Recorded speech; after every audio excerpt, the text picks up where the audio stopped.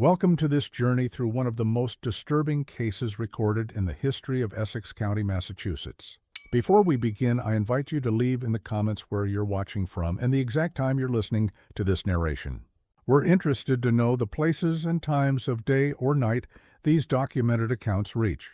The year was 1892, and in the quiet coastal town of Ipswich, Massachusetts, the Whitmore estate stood as a testament to old New England prosperity. A three-story federal-style mansion with weathered clapboard siding, situated on 5 acres of land overlooking the marshes where the Ipswich River meets the Atlantic. The house had been in the Whitmore family for 3 generations, built in 1803 by shipping magnate Elias Whitmore, whose portrait still hung in the town hall. By 1892, the family's shipping empire had waned, but their social standing remained undiminished. What began as a series of peculiar incidents would evolve into one of the most disturbing cases in Essex County's history.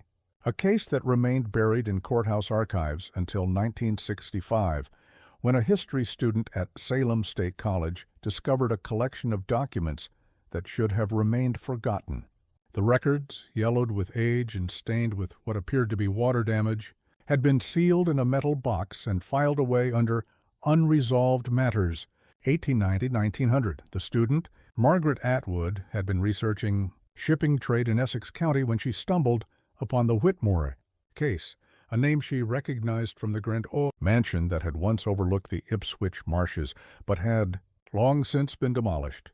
On March 17, 1892, the Essex County Register reported that Thaddeus Whitmore, patriarch of the Whitmore family, had reported his wife Eleanor missing.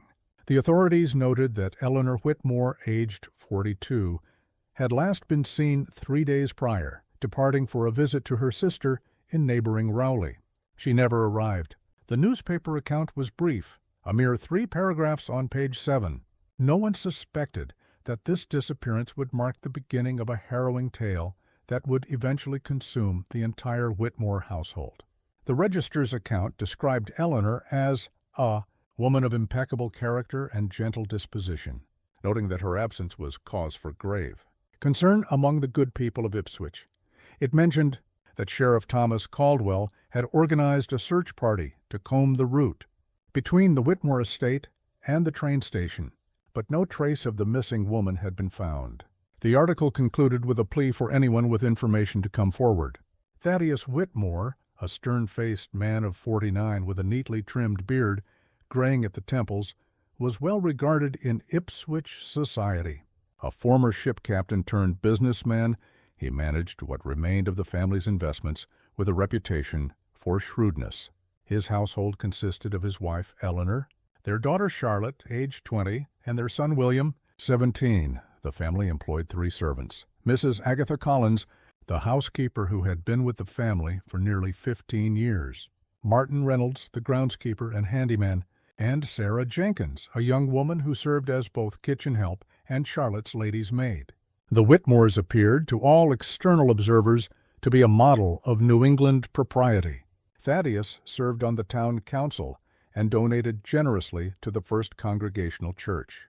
Eleanor chaired the Ladies' Aid Society. Charlotte was known for her musical talents on the piano, while William was preparing to attend Harvard the following autumn. The family regularly hosted small gatherings for Ipswich's elite, where Eleanor would serve her renowned currant cakes and Thaddeus would discuss business prospects with other local merchants. But behind the polished facade of their federal-style mansion, something had begun to crack in the foundation of the Whitmore family long before Eleanor's disappearance. According to documents found in the Ipswich Historical Society archives, the winter of 1891–1892 had been particularly harsh. Record snowfall had isolated the town for weeks at a time. The Whitmore estate, situated at the end of a long private drive off what is now County Street, would have been even more secluded. Former groundskeeper Martin Reynolds later told authorities that during those winter months, Thaddeus had become increasingly reclusive, often working late into the night in his study, the light visible from across the marshlands. Reynolds noted in his statement that on several occasions he had observed Thaddeus walking the property grounds at unusual hours, seemingly deep in thought or perhaps looking for something. He would pace back and forth along the edge of the marsh, Reynolds reported, sometimes stopping to stare out at the water for long periods. When I asked if he needed assistance, he would dismiss me abruptly, saying he was merely getting fresh air. First signs of trouble appeared in the town physicians' records. Dr. James Harrison had been called to the Whitmore home 6 times between November 1891 and February 1892. The visits were ostensibly for Eleanor, who was described as suffering from nervous exhaustion and female hysteria, common diagnosis of the era for women displaying symptoms of anxiety or depression. Dr. Harrison prescribed the standard treatments, rest, isolation, and valerian tincture to aid sleep. What makes these medical visits noteworthy is the margin note Dr. Harrison added to his February 13th entry. Patient appears more fearful than ill. Speaks of being watched. Husband dismissive of concerns. Prescribed increased dosage. In a later deposition, Dr. Harrison elaborated on his observations. Mrs. Whitmore displayed none of the physical symptoms typically associated with hysteria. There was no fever, no unexplained pain, no fainting spells. Rather, she presented as a woman under considerable mental strain. She spoke in hushed tones and seemed reluctant to discuss her condition when her husband was present in the room. On my final visit, she grasped my arm as I was leaving and whispered, "Please, doctor, I am not imagining things." I regret now that I did not inquire further. Mrs. Collins, the housekeeper, would later provide testimony that painted a more complex picture of the household dynamics. In a statement given to the Essex County Sheriff's Office in April 1892, she described how Eleanor had become increasingly withdrawn after the new year. She would start at small noises, Mrs. Collins recounted. More than once I found her standing at the window of her bedroom, staring out at the grounds as if expecting someone. Mrs. Collins also noted changes in the relationship between Thaddeus and Eleanor. They had always been reserved with one another, as is proper, but there had been a certain warmth there, small courtesies, the occasional shared smile. By January, these had disappeared entirely. Mrs. Whitmore would tense visibly when her husband entered a room, and Mr. Whitmore watched her constantly, his eyes following her movements in a way that made even me uncomfortable. According to Mrs. Collins, tensions between Thaddeus and Eleanor had grown palpable. Dinner conversations were strained, with long silences broken only by Thaddeus's abrupt questions about household matters. Charlotte and William reportedly became expert at maintaining superficial conversation to fill these uncomfortable gaps. Charlotte would relate anecdotes from her music lessons or discuss the latest literary journal, while William would speak of his Harvard preparations or news from Boston, gleaned from the daily papers. The winter isolation seemed to press the walls of the house inward, creating an atmosphere where even whispers seemed to carry weight. The servants reported hearing arguments behind closed doors, though they claimed the actual words were indistinct. Sarah Jenkins, in her written account submitted to the sheriff's inquiry, noted that Eleanor had taken to keeping her bedroom door locked at night, unusual behavior in a household that had previously operated on implicit trust. Jenkins wrote, "I would hear Mrs. Whitmore moving about her room late into the night. Sometimes she would pace. Other times I could hear the scratch of a pen on paper. Once I witnessed her hiding something beneath the loose floorboard under her dressing table. When she noticed me watching from the doorway, she was not angry but seemed almost relieved. Sarah, she said, there may come a time when someone needs to know where to look." I did not understand her meaning then. On the morning of March 14, 1892, Eleanor Whitmore reportedly announced at breakfast that she would be visiting her sister, Mrs. Catherine Perkins, in Rowley. According to Thaddeus's statement, he had offered to have Martin drive her in the family carriage, but she had declined, preferring to take the 11:30 train from Ipswich station. She packed a small valise, enough for a 3-day stay. Sarah Jenkins's account of that morning adds a telling detail. Mrs. Whitmore seemed unusually calm, almost resolved. She wore her dark blue traveling dress, the one with the pearl buttons, and carried her mother's cameo brooch pinned at her throat. As I helped her with her hat, she pressed a small envelope into my hand and whispered, "Give this to Charlotte if I am not back in 3 days." When I tried to question her, she simply shook her head and said, "Some things cannot be spoken aloud in this house." Thaddeus claimed to have been in his study when she departed, engrossed in business correspondence. Charlotte was practicing piano in the parlor. William was reportedly in town, meeting with his Harvard entrance examiner, who had traveled to Ipswich specifically to interview the young man. Mrs. Collins stated that she had seen Eleanor leave through the front door at approximately 10:45 a.m., valise in hand. From the kitchen window, she had watched Mrs. Whitmore walk down the long drive that led to County Street. "She never looked back at the house," Mrs. Collins noted. That struck me as strange somehow. 3 days later, when Eleanor had not returned or sent word, Thaddeus contacted the authorities. Initially, there was little concern. The most likely explanation seemed to be that she had extended her visit, perhaps due to the poor weather that had moved in on March 15th. A telegram was sent to Catherine Perkins in Rowley. Her response arrived that same evening and transformed a minor domestic irregularity into something far more troubling. Eleanor had never arrived in Rowley. Catherine had been expecting her sister, but assumed the visit had been postponed due to the weather. The telegram from Catherine, preserved in the case files, read, "No sign of Eleanor. Stop. Have not heard from her. Stop. Is something wrong? Query arriving Ipswich tomorrow morning. Stop." Catherine Perkins's subsequent statement to Sheriff Caldwell revealed additional context.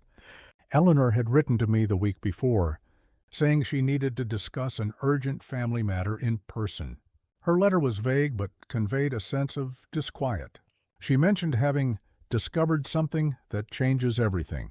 I assumed she was referring to some domestic issue, perhaps something concerning Charlotte's marriage prospects or William's education. Now I fear it was something far more serious. The first investigative steps were routine. Sheriff Thomas Caldwell dispatched deputies to check the train station.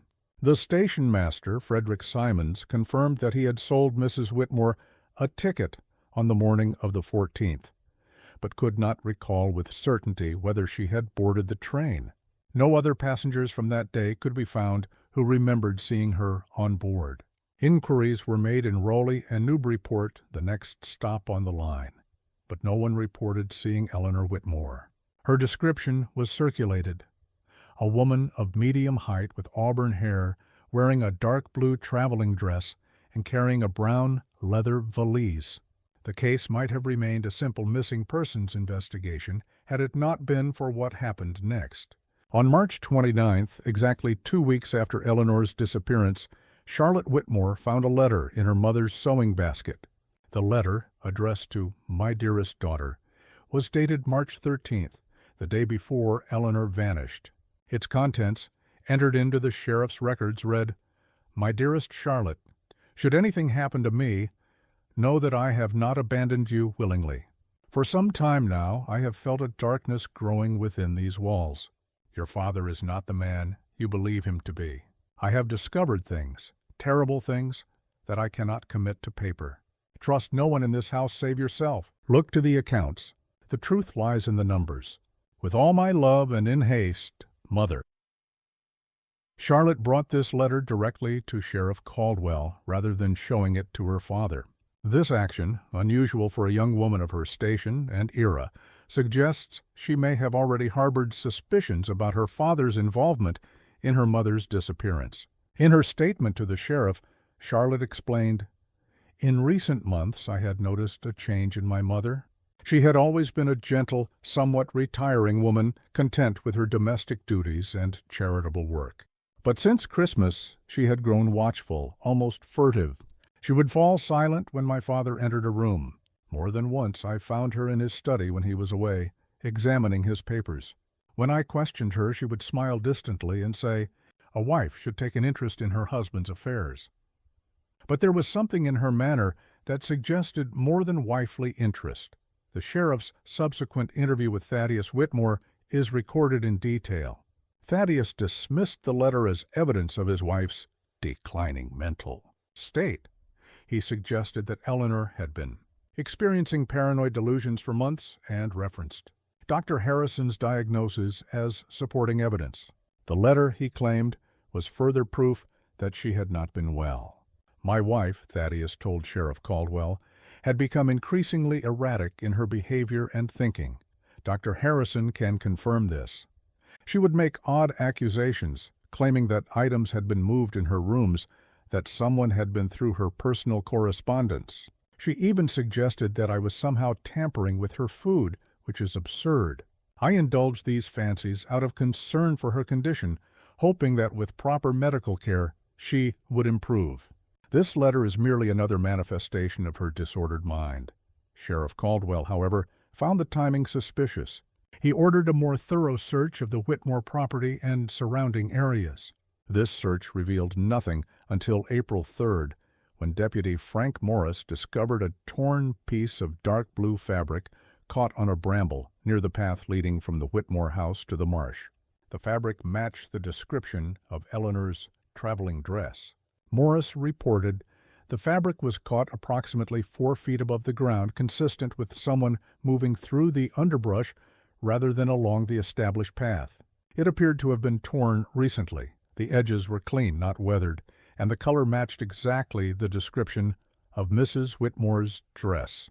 Most telling was the presence of a pearl button still attached to the fabric, which Miss Charlotte identified as identical to those on her mother's garment. The investigation intensified. Thaddeus Whitmore's movements on March 14th were scrutinized. His alibi of working in his study was supported by Mrs. Collins, who claimed to have brought him tea twice that afternoon. Williams' Harvard examiner confirmed their meeting in town. Charlotte's presence at the piano was verified by Sarah Jenkins, who had been dusting in the adjacent room. Yet discrepancies began to emerge. Martin Reynolds, questioned about the family carriage, noted that on the morning of March 15th, the day after Eleanor's disappearance, he had found the vehicle unusually dirty, with marsh mud caked on the wheels. When he mentioned this to Thaddeus, the master of the house had explained that he had taken a brief drive the previous evening to clear his head. But suspicions continued to mount when Sheriff Caldwell, acting on Eleanor's cryptic reference to the accounts, requested access to the Whitmore family's financial records. Thaddeus initially refused, citing privacy, but relented when presented with a court order. The ledgers revealed troubling discrepancies. The family's shipping investments had been performing far worse than publicly known. Several properties had been mortgaged, and significant sums had been withdrawn from accounts over the previous 6 months. Most damning was the recent change to Thaddeus's will, executed in February, which removed Eleanor as beneficiary and divided the estate between the children, with Thaddeus's brother Julian as trustee until they reached the age of 25.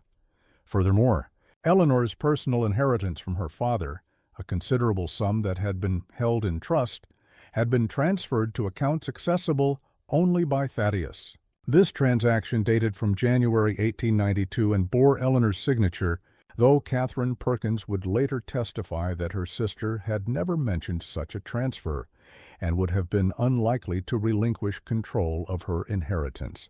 When confronted with these findings, Thaddeus maintained that the financial maneuvers were legitimate business decisions. The will change, he explained, was meant to protect the children's inheritance from what he described as Eleanor's increasingly erratic spending habits, though no evidence of such spending could be found. The transfer of Eleanor's inheritance, he claimed, had been done with her full knowledge and consent as part of a strategy to consolidate family resources during a difficult financial period. The case took another turn on April 7th, when Martin Reynolds, the groundskeeper, approached Sheriff Caldwell privately. Reynolds reported that on the night of March 14th, he had been awakened around midnight by the sound of Thaddeus's carriage. Curious, he had looked out his window above the stables and observed Thaddeus driving alone toward the Marsh Road, an unusual occurrence, especially at that hour. Reynolds had not mentioned this earlier because, as he stated, "Mr. Whitmore pays my wages, and I have a family to feed." Reynolds provided additional details that contradicted Thaddeus's initial statement. The master was not merely taking a drive to clear his head, as he claimed. He was driving with purpose, and the carriage was laden with something heavy. The horses strained on the incline toward the marsh road. More troubling still, when the carriage returned nearly 2 hours later, whatever burden it had carried was gone. The marsh road led to a remote area of coastline where the Whitmore Shipping Company had once maintained a small private dock. Though no longer used for commercial purposes, the weathered pier still stood jutting into the cold Atlantic waters. Sheriff Caldwell organized a search of this area on April 8th. As the tide was particularly low that morning, the search party was able to examine sections of the marshy coastline normally submerged. In a tidal pool approximately 50 yards from the old dock, they discovered a woman's boot matching the style Eleanor was known to favor. Further searching revealed no additional items. Deputy Morris's report described the scene. The boot was partially buried in silt, suggesting it had been there for some time, though less than a month, given the lack of significant deterioration. It was identified by both Miss Charlotte and Mrs. Collins as belonging to Mrs. Whitmore, a distinctive style with a slightly raised heel and a small brass buckle. The location is significant. This area of marsh is accessible only by the private road from the Whitmore estate or by boat. Few people would have reason to venture there, especially in March. The discovery was enough for Sheriff Caldwell to bring Thaddeus Whitmore in for formal questioning. The interrogation lasted 7 hours, during which Thaddeus maintained his innocence. He suggested that Eleanor might have gone to the dock herself, perhaps to take her own life, due to her deteriorating mental state. When asked why he hadn't mentioned the possibility earlier, he claimed he had been protecting the family's reputation and his children from the stigma of suicide. My wife, Thaddeus stated, had become increasingly melancholic. She spoke of feeling that she had failed in some fundamental way, as a wife, as a mother. I attributed this to her nervous condition and tried to reassure her, but she seemed to sink deeper into despondency. The dock holds significance for our family. It was where we would gather in happier times to watch the ships come in. If Eleanor were contemplating a drastic action, it would be a place of meaning to her. Sheriff Caldwell pressed, "And your night drive on the 14th, the same night your wife vanished, was merely coincidence?" Thaddeus's response was recorded as, "I was disturbed by my wife's departure." Something in her manner that morning had seemed final, though I couldn't articulate why. When I could not sleep, I took the carriage out, hoping that physical activity might quiet my mind. Yes, I drove toward the dock, thinking perhaps Eleanor had gone there instead of to her sister's. Finding nothing, I returned home. I did not mention this earlier because it seemed irrelevant, and frankly, because I knew how it might appear. Without a body or more conclusive evidence, the sheriff could not justify holding Thaddeus. He was released but remained under suspicion. In the days that followed, the Whitmore household became increasingly isolated from the town. Invitations to social gatherings stopped. Neighbors crossed the street to avoid encounters with family members. Charlotte and William were reportedly kept home from church services due to the whispers and stares. The Ipswich Chronicle, a weekly newspaper, ran a front-page story on April 15th titled, "Mystery Deepens in Whitmore." Disappearance? The article recounted the known facts of the case and included interviews with several townspeople who described the Whitmores as a family of standing now under a cloud of suspicion. The piece concluded with a pointed reminder that, in America, a man is innocent until proven guilty, a statement that, in context, only served to emphasize the widespread belief in Thaddeus's culpability. Inside the house, according to later testimony from Sarah Jenkins, the atmosphere grew suffocating. Thaddeus became controlling, dictating when his children could leave the property and forbidding them from speaking to townspeople about family matters. Meals were taken in silence. The piano remained untouched. Jenkins recounted, "The house became like a tomb. Curtains were kept drawn. Voices were hushed. Mr. Whitmore installed new locks on the exterior doors and kept the keys on his person at all times. He began taking his meals alone in his study, emerging only to issue instructions or to interrogate Miss Charlotte about her activities. The young lady who had once been so vivacious became like a ghost, moving through the rooms as if she feared making any sound. William, initially supportive of his father, began to exhibit signs of doubt. Sarah Jenkins recounted overhearing an argument between father and son in which William demanded to know what had really happened to his mother. Thaddeus's response was not recorded, but Sarah noted that William emerged from the study with reddened eyes and packed a bag the following morning, ostensibly to stay with a school friend in Boston until his Harvard term began. Before departing, William reportedly had a long conversation with his sister in the garden, well away from the house. Jenkins observed them from an upstairs window. They spoke intently for nearly an hour, their heads close together. At one point, Miss Charlotte began to weep, and her brother embraced her. When they parted, Mr. William pressed something into his sister's hand, a small object I could not identify.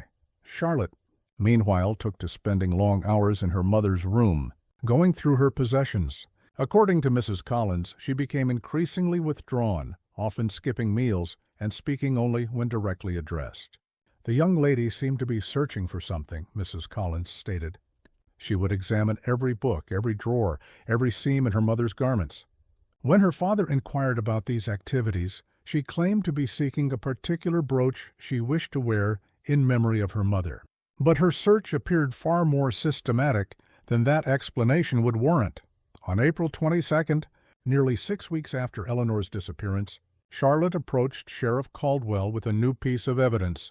Hidden in the false bottom of her mother's jewelry box, she had discovered a small diary.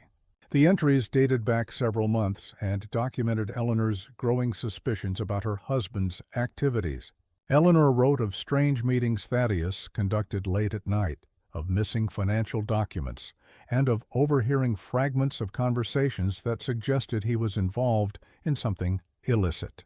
More disturbing were her observations of his changing behavior toward her, cold stares, monitoring her correspondence, questioning her about conversations with friends. A particularly revealing entry from February 3rd read, "T returned very late again. His coat smelled of smoke, though he claims not to have visited any establishment where smoking occurs. When questioned, he became defensive, accusing me of spying on him. Later, I discovered a letter in his coat pocket addressed to someone named Wells in Boston. The contents referred to our arrangement and maintaining absolute discretion. When I mentioned the name at breakfast, T turned quite pale." Another entry dated February 18th. "I am now convinced that T has been systematically transferring funds from my inheritance. The bank statements he shows me are fabrications. I verified this today by visiting Mr. Patterson at First National, who showed me the actual records. Nearly half of my father's legacy is gone. When I confronted T, he denied everything, then suggested I was becoming delusional. He threatens to have Dr. Harrison commit me to Danvers Asylum if I continue to make wild accusations. I must be careful now." The final entry, dated March 13th, was brief. "He knows that I know. I saw it in his eyes at dinner. I must get to Catherine tomorrow and bring her the papers. If I wait, it may be too late." Armed with this new information, Sheriff Caldwell obtained a warrant to search Thaddeus's study more thoroughly. Behind a loose panel in the wainscoting, deputies discovered a locked metal box containing correspondence between Thaddeus and several business associates in Boston and New York. The letters outlined what appeared to be an investment scheme involving misrepresented assets and fraudulent stock certificates. The scheme, as pieced together by financial experts consulted by the sheriff's office, involved Thaddeus creating a shell company called Atlantic Maritime Ventures. This company existed only on paper but was presented to investors as a thriving shipping enterprise with a fleet of vessels operating between Boston and the West Indies. Thaddeus had been using the Whitmore family's respected name and his position in Ipswich society to lure investors, promising substantial returns on what were, in reality, non-existent ventures. More damning was a letter from a businessman named Harrison Wells threatening to expose the scheme unless he received additional compensation. Wells wrote, Consider carefully what exposure would mean for a man of your standing. Not merely financial ruin, but imprisonment. What would your wife say if she knew the truth about Dartmouth Shipping? Dartmouth Shipping was referenced in several other documents as a company partially owned by Eleanor through her family inheritance. The papers suggested Thaddeus had been using it as collateral for loans without her knowledge, a criminal act under Massachusetts law. A ledger found among the documents revealed that Thaddeus had accumulated debts exceeding $50,000, an enormous sum in 1892. The most recent entry, dated March 10th, showed a desperate attempt to secure additional funding from a Boston bank using properties that had already been mortgaged elsewhere as collateral. Sheriff Caldwell now had motive. Eleanor had discovered her husband's fraudulent activities and threatened to expose him, potentially facing him with ruin and imprisonment. On April 25, 1892, Thaddeus Whitmore was arrested on suspicion of murdering his wife. The arrest caused a sensation in Ipswich and throughout Essex County. The Boston Globe ran a front-page story on April 26th with the headline, "Prominent Ipswich Businessman Arrested in Wife's Disappearance." The article detailed Thaddeus's distinguished family history and noted the shock expressed by many community members. It quoted Reverend Jonathan Pembroke of the First Congregational Church as saying, "Mr. Whitmore has always been a pillar of our community." These accusations are difficult to reconcile with the man I have known for 20 years. Still, without a body, the case remained circumstantial. Thaddeus maintained his innocence throughout his detention, and his lawyer, prominent Boston attorney Harrison Montgomery, worked tirelessly to discredit the evidence. Montgomery suggested that Eleanor had discovered her husband's financial improprieties and fled, perhaps to file for divorce, taking the incriminating papers with her. In a motion filed with the court, Montgomery argued, "The Commonwealth has produced no body, no murder weapon, and no direct evidence of foul play. They have shown that Mr. Whitmore was engaged in questionable financial practices and that Mrs. Whitmore may have discovered these activities. But this establishes motive for Mrs. Whitmore's departure, not her murder. It is equally plausible that, upon learning of her husband's deceptions, she chose to leave the marriage, taking evidence that could secure her financial independence." The breakthrough came on May 7th when an unusually strong storm surge washed away portions of the marshland near the old Whitmore dock. A local fisherman, Henry Marsh, discovered partial human remains that had been exposed by the erosion. The county medical examiner identified them as belonging to a female of Eleanor's approximate age and height. More telling was the discovery among the remains of a gold locket containing a miniature portrait of Charlotte as a child, a piece of jewelry Eleanor was known to wear consistently. The cause of death could not be definitively established due to the condition of the remains, but evidence of blunt force trauma to the skull was noted. Dr. Edward Simmons, the medical examiner, reported, "The remains consist of a partially decomposed torso and skull fragments. The soft tissues show signs of prolonged immersion in salt water. There is a significant fracture to the right parietal bone of the skull consistent with a powerful blow from a blunt instrument. This injury would likely have been fatal and appears to have been inflicted ante-mortem. Due to the condition of the remains, I cannot determine whether the deceased was alive when entering the water, but the skull injury suggests death occurred prior to immersion." Thaddeus Whitmore's trial began on August 15, 1892, and became one of the most sensational legal proceedings in Essex County history. The courtroom in Salem was filled to capacity each day, with reporters from as far as Boston and New York in attendance.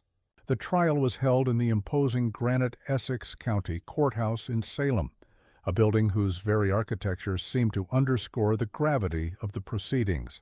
Judge Alden Richardson, a stern jurist with a reputation for impartiality, presided.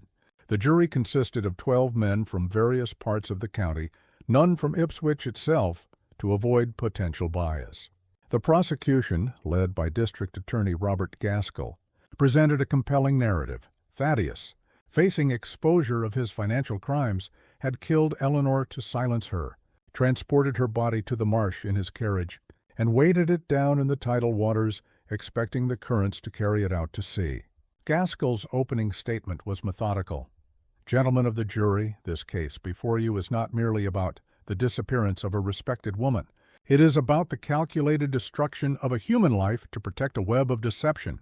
The evidence will show that Thaddeus Whitmore, when faced with the collapse of his fraudulent financial empire and the prospect of public disgrace, made the coldest of calculations. Rather than face the consequences of his actions, he silenced the one person who could expose him, his own wife, Eleanor Whitmore. The defense argued that the evidence remained circumstantial. The remains, while likely Eleanor's, showed signs of decomposition consistent with someone who had drowned, possibly by suicide. Montgomery emphasized Eleanor's documented mental health issues and suggested she had taken her own life out of despair over her husband's betrayal. Montgomery's strategy was to create reasonable doubt. The prosecution asks you to convict a man of the most serious crime based on supposition and conjecture. Yes, Mr. Whitmore made grave errors in his business dealings. Yes, these actions betrayed his wife's trust. But there is a vast gulf between financial impropriety and murder. Mrs. Whitmore, upon discovering her husband's deceptions, was understandably distraught. The evidence will show that she had been experiencing profound melancholy for months. Is it not equally plausible that, overwhelmed by the collapse of her marriage and financial security, she took her own life at a place of significance to her family? Over the next 3 weeks, the prosecution methodically built its case. They called Dr. Harrison, who testified about Eleanor's mental state in the months before her disappearance, emphasizing that she had appeared fearful rather than suicidal. They presented the financial evidence showing Thaddeus's desperate situation by mid-March. They called Martin Reynolds, who testified about Thaddeus's midnight drive on the night of Eleanor's disappearance. The defense countered each point. They questioned Dr. Harrison's ability to distinguish between fear and depression. They brought in character witnesses who attested to Thaddeus's reputation for integrity. They suggested that Reynolds, having been recently reprimanded by Thaddeus for neglecting his duties, might harbor resentment against his employer. Charlotte's testimony proved pivotal. She described her mother's increasing fear in the weeks before her disappearance and her father's controlling behavior afterward. When asked if she believed her father capable of murder, she paused for a long moment before responding, "I no longer know the man who raised me." Her testimony continued. "My mother was not a fanciful woman, prone to imagining threats. She was practical, level-headed. When she began to express concern about my father's activities, I initially dismissed them as marital discord. But as the winter progressed, I observed changes in both my parents. My father became secretive, often locking himself in his study for hours. My mother became watchful, collecting documents, making notes. The tension between them was palpable. In the week before she disappeared, my mother told me, 'Charlotte, whatever happens, remember that I have always sought to protect you and William, even when you may not understand my actions.' William's testimony was equally damaging. He revealed that on the morning after his mother's disappearance, he had noticed his father's boots caked with marsh mud in the utility room, boots that were missing when Sheriff Caldwell's deputies later searched the house. William stated, 'My father had always been fastidious about his footwear, insisting that muddy boots remain in the utility room rather than soiling the house. That morning I was surprised to see his best leather boots coated with a distinctive black mud that I recognized from our excursions to the marsh. When I mentioned them, he claimed to have briefly walked the property the previous evening. 3 days later, when I sought those same boots to examine them more closely, they were nowhere to be found. The most dramatic moment of the trial came when Harrison Wells, the Boston businessman whose threatening letter had been discovered, testified for the prosecution. Wells, a portly man with a carefully waxed mustache, described how Thaddeus had approached him 2 years earlier with an investment opportunity that promised exceptional returns. Over time, Wells had invested nearly $12,000 in Whitmore's schemes. By January of this year, Wells testified, I had become suspicious about the lack of documented returns. When I pressed Mr. Whitmore for verification of the ships and cargo he claimed were generating profits, he became evasive.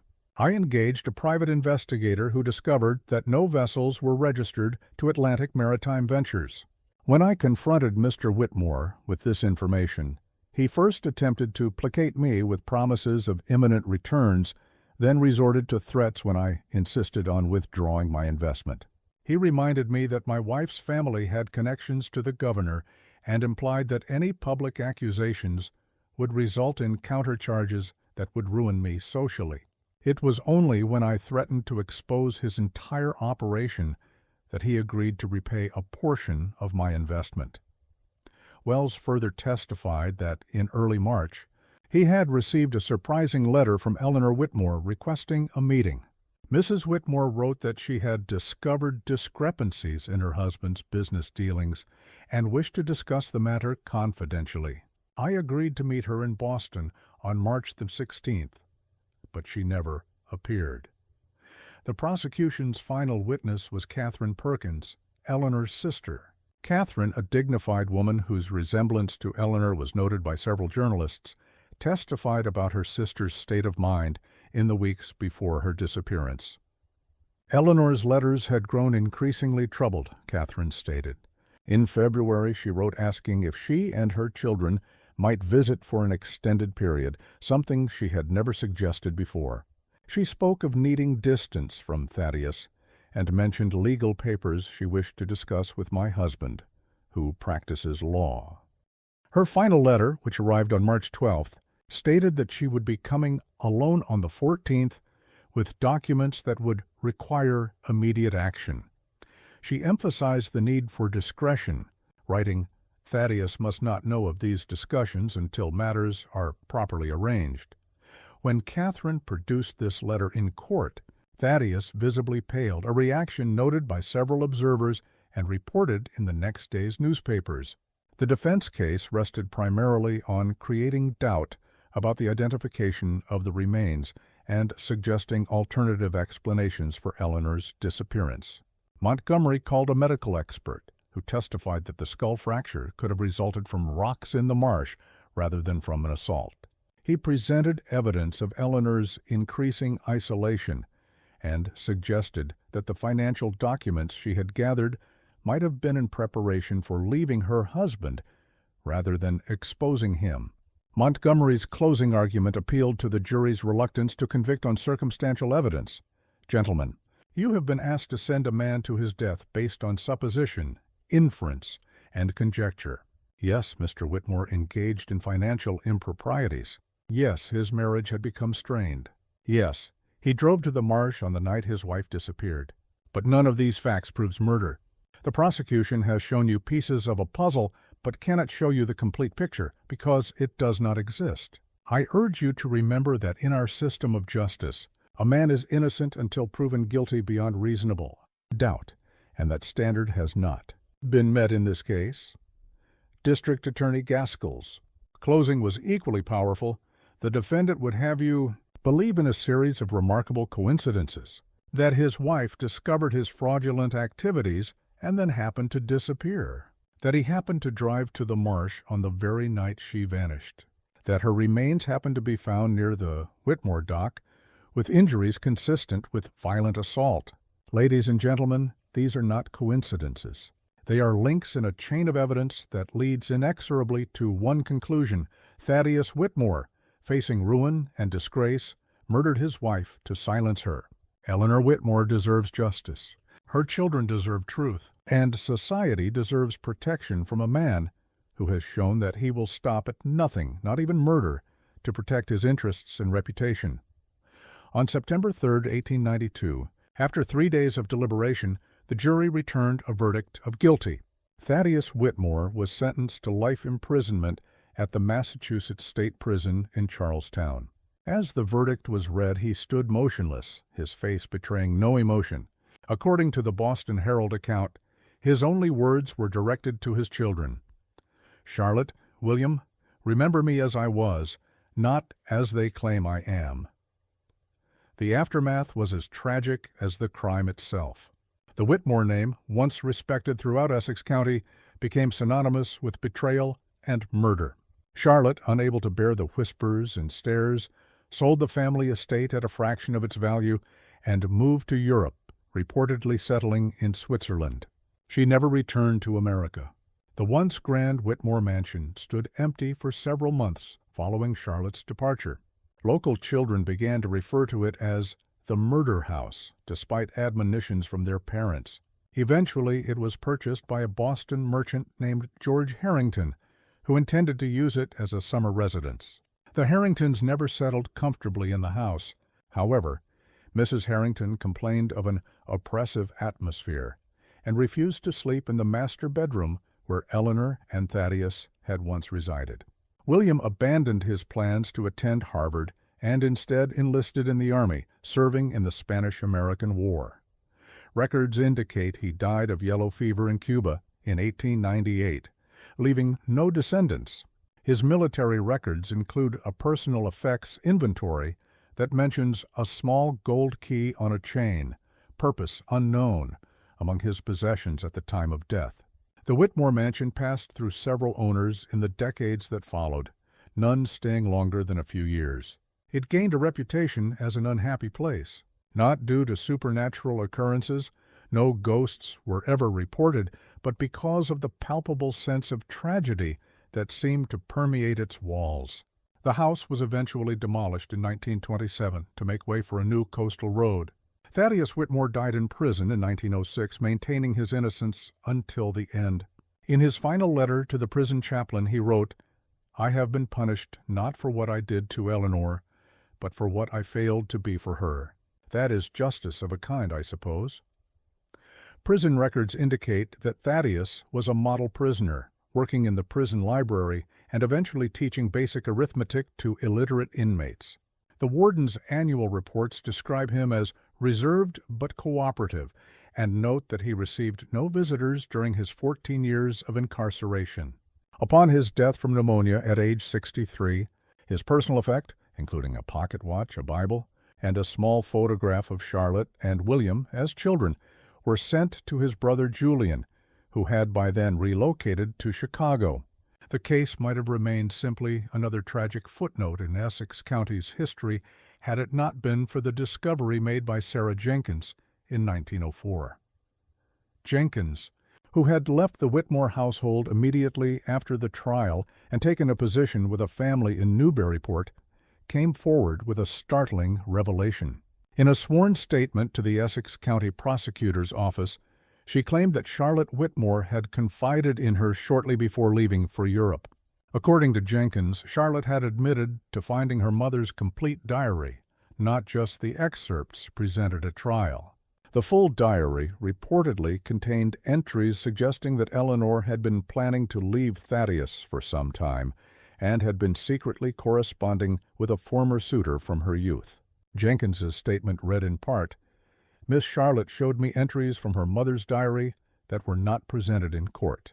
These entries spoke of Mrs. Whitmore's enduring affection for a Mr. James Thornfield, whom she had known before her marriage to Mr. Whitmore. According to the diary, Mrs. Whitmore had rekindled a correspondence with Mr. Thornfield in the autumn of 1891, after learning that he had been widowed. Several entries discussed plans for Mrs. Whitmore to leave her husband and establish a new life elsewhere, possibly in Montreal, where Mr. Thornfield had business interests. Jenkins further alleged that Charlotte had deliberately withheld this information, as well as letters she had discovered between her mother and this man, because she believed her father was guilty and wanted him punished for his financial crimes against the family, if not for murder. Miss Charlotte told me, Jenkins continued, that she had found letters in a hidden compartment of her mother's writing desk. These letters, from Mr. Thornfield, discussed arrangements for Mrs. Whitmore to join him in Canada. One letter mentioned a property purchased in Mrs. Whitmore's maiden name and funds deposited in a Montreal bank. Miss Charlotte believed that her mother had indeed planned to abandon the family, but may have confronted her father before departing, leading to violence. When asked why she had not come forward sooner, Jenkins replied, "Miss Charlotte made me swear on the Bible not to speak of these matters until after her father's death. She said, 'He deserves punishment for what he did to our family, whether or not he killed Mother. I have kept that oath until now. But with Mr. Whitmore's passing, I feel the truth should be known. This new information cast doubt on the murder conviction. Was it possible that Eleanor had staged her disappearance to begin a new life, only to meet with a tragic accident in the marsh? Or had Thaddeus indeed killed her, but for reasons of passion rather than financial self-preservation? The Essex County Prosecutor's Office reviewed the case, but ultimately decided not to reopen it. Thaddeus remained in prison, his conviction intact. Jenkins's statement was filed away, its implications unexamined, until historian Margaret Atwood discovered it during research for her 1965 book on notable Essex County crimes. Atwood's investigation uncovered additional correspondence between Charlotte Whitmore and her brother William that suggested both siblings may have had knowledge of their mother's plans to leave. In one letter dated October 1892, Charlotte wrote to William, "I sometimes wonder if we have done right. Father is a criminal in his business dealings, of that I have no doubt. But did he kill Mother? The more I reflect on those final weeks, the less certain I become. And yet, what difference does it make now?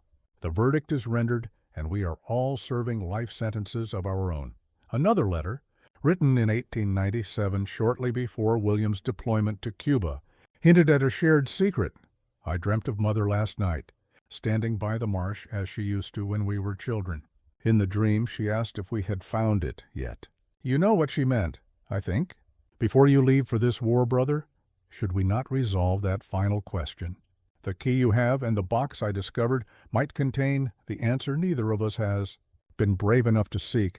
The most disturbing piece of evidence Atwood discovered was a partial letter written by Eleanor Whitmore herself, dated March 18, 1892, 4 days after her supposed disappearance.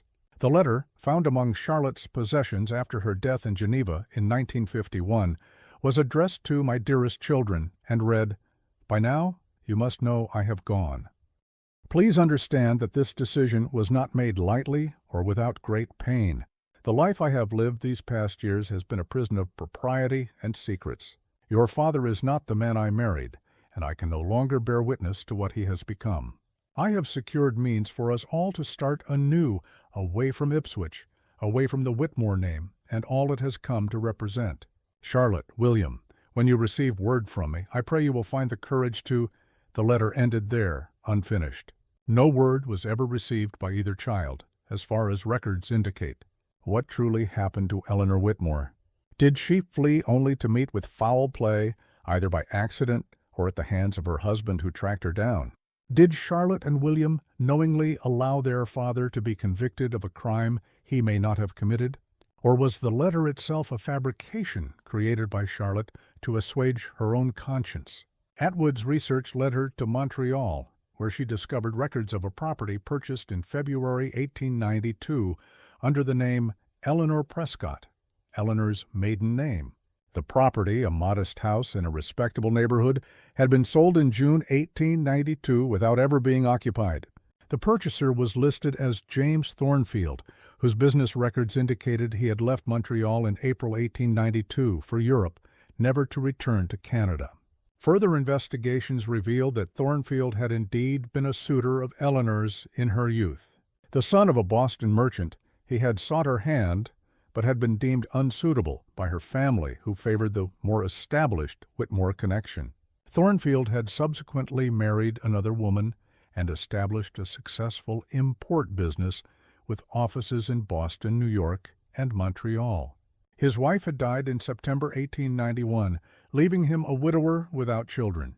The truth remains buried, like Eleanor herself, in the shifting sands of the Ipswich marshes.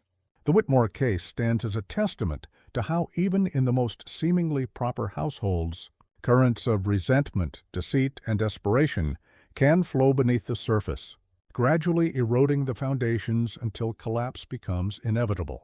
In 1963, during construction of a seawall near the site of the old Whitmore dock, workers uncovered a rusted metal box containing waterlogged papers. Among them was a deed to a property in Montreal, Canada, purchased in February 1892 under the name Eleanor Prescott, Eleanor Whitmore's maiden name.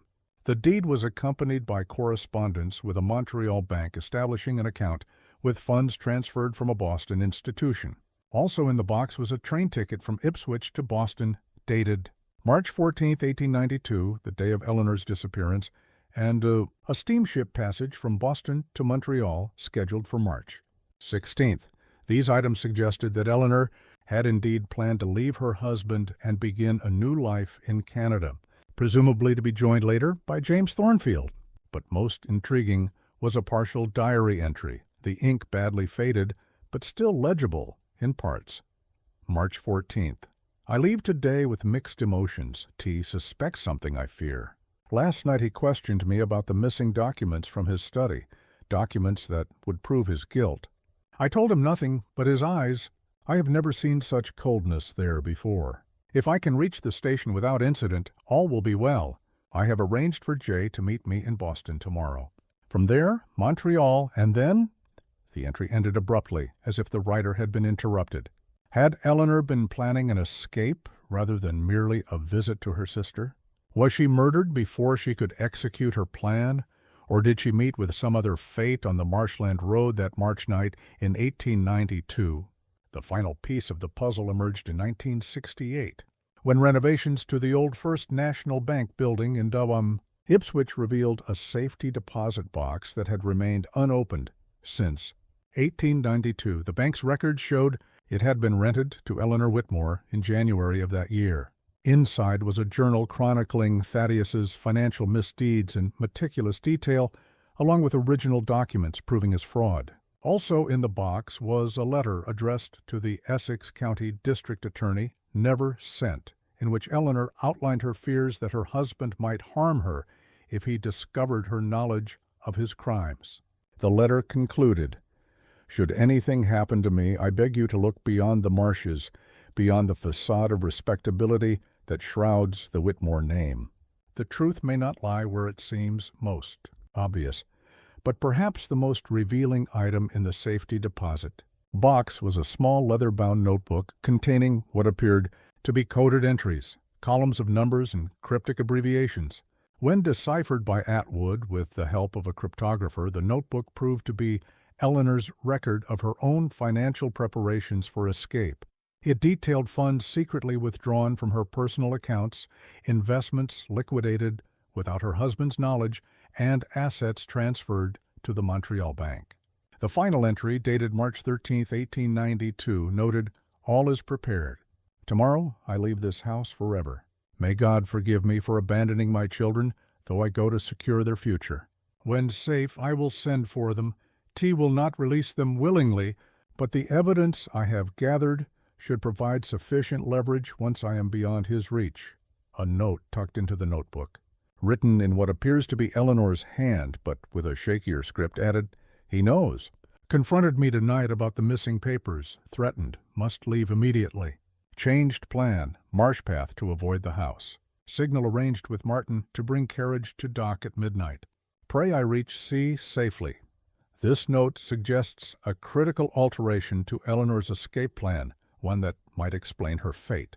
Rather than departing openly for the train station, as announced at breakfast, she may have planned to slip away at night via the marsh path to the old dock, where perhaps a boat waited to take her downriver to where she could board the train to Boston unobserved. Did Thaddeus discover this plan? Did he confront her on the marsh path?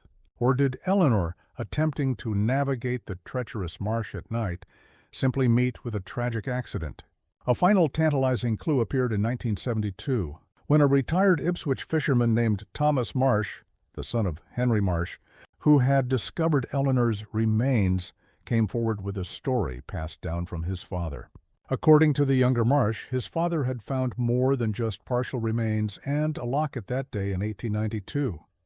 He had also discovered a small leather satchel buried in the silt nearby, containing papers and a woman's purse. Henry Marsh, concerned about becoming entangled in the increasingly sensational case, had reportedly kept the satchel hidden and later examined its contents privately. Among the papers were letters that suggested Eleanor had been meeting secretly with James Thornfield and planning to leave her husband. Most significantly, there was a train ticket and a substantial amount of cash, funds that would have facilitated her escape. Why had Henry Marsh kept this evidence secret? According to his son, the elder Marsh had been deeply religious and disapproved of a wife abandoning her husband, regardless of the circumstances. He had also been financially indebted to Thaddeus Whitmore for a loan that had saved his fishing boat years earlier. Whether out of moral judgment or misplaced loyalty, he had withheld evidence that might have altered the course of the trial. Thomas Marsh claimed that his father had confessed this secret on his deathbed in 1922, expressing remorse for his silence. The satchel and its contents had apparently been buried in the Marsh family plot at the old cemetery, a secret literally taken to the grave. Today, the site where the Whitmore mansion once stood is marked only by a weathered stone wall and the gnarled remains of what was once a formal garden. The Marsh Road has long since been reclaimed by nature, and the old dock exists only in historical photographs. Yet the story of the Whitmores, of appearances maintained at terrible cost, of secrets festering behind closed doors, of justice both served and miscarried, continues to resonate. For in the end, the most harrowing aspect of the Whitmore case is not what it reveals about that particular family, but what it suggests about the potential darkness lurking within any household, behind any respectable facade. The terror lies not in the supernatural, but in the all-too-human capacity for deception, betrayal, and the desperate measures taken when carefully constructed lives begin to unravel. As the Essex County Archives note in their entry on the case, the Whitmore tragedy serves as a reminder that history's most disturbing chapters are often written not in moments of chaos, but in the quiet desperation of ordinary lives pushed beyond endurance. The sound of the Whitmore story still echoes today, carried on the salt-laden winds that sweep across the Ipswich marshes, a whispered warning about the fragility of appearances and the weight of unspoken truths. In the cold waters where the Ipswich River meets the Atlantic, secrets still swirl in the currents, never fully revealed, never entirely forgotten.